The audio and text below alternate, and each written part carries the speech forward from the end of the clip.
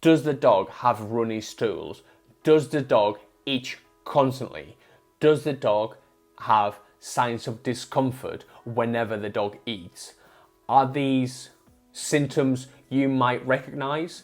You might have been to the vet. The answer might have not been too satisfactory. Well, let's address a problem. What causes a sensitive stomach in a dog? Now, for the purposes of the video, I am going to leave some of the more severe cases, such as pancreatitis, type 2 diabetes, or anything acute that the dog might be going through. So if it's something urgent and your dog is in severe discomfort, please take the dog immediately to the vet. This is only going to address the problem of a sensitive stomach occasionally or recurrently, but not acutely. So whenever we are trying to address the problem of a sensitive stomach in a dog, we need to look at the dog's diet first. This has to be the most important thing we do. What does the dog eat? When does the dog eat it? And what treats does the dog get? The first thing we are going to do is address the ingredients of the food and treats we are giving the dog. So I want you to do this with me. I want you to look at your dog's dog food and your dog's treats, turn the bag of food over, and I want you to check if any of these ingredients are prevalent. And if they are prevalent, I don't want you to feed them to the dog anymore, please. If the bag says cereals, meat and animal derivatives, animal fats, sugar, yeasts, if we see rice, if we see barley, if we see corn, if we see any of these inflammatory ingredients, these will not be beneficial to your dog. So we are going to have to cut them out from the dog's diet.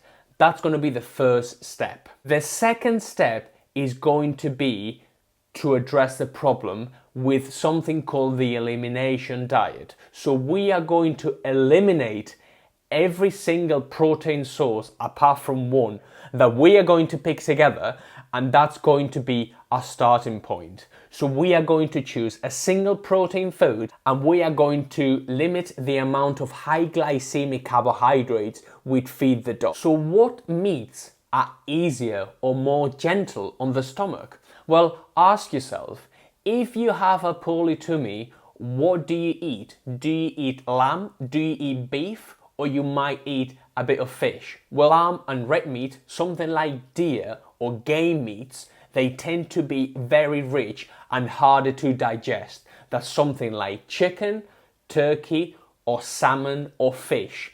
They tend to be our 3 to 4 better protein sources. So with regards to chicken and turkey, these tend to be highly digestible meat sources. They are wonderful with regards to how little the stomach has to do to break them down. Now, they are not as nutritious as beef or as game or as lamb, for example, because they are not as rich in nutrients. With regards to fish, salmon is an excellent choice and whitefish is an excellent choice too. Omega-3s, anti-inflammatory, these will be beneficial to your dog's digestion. Now, what should you stay away from? Well, you should stay away from inflammatory ingredients and inflammatory foods that will make your dog's tummy sensitive. What do I mean by inflammatory? We are talking about rice.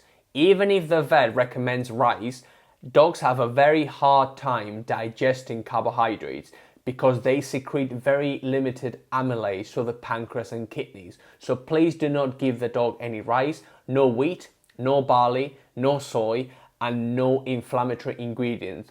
These will be detrimental to your dog's health. So turn the bag of food over and check the ingredients.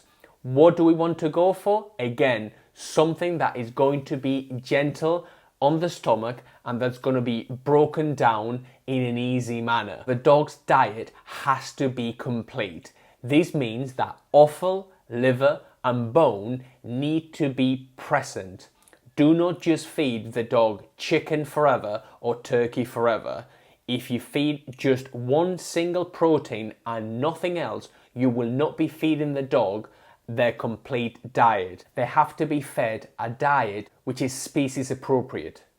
So please do not start DIYing the food. Find a food that is good and that will be beneficial to your dog. So even if somebody recommends a food with any of these ingredients, just say no. Do not get fooled by the pet food industry.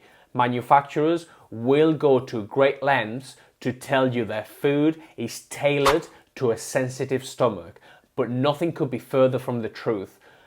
If you put your dog on something like this, or like this, or like this, the problem will get worse because of the inflammatory ingredients that you can see.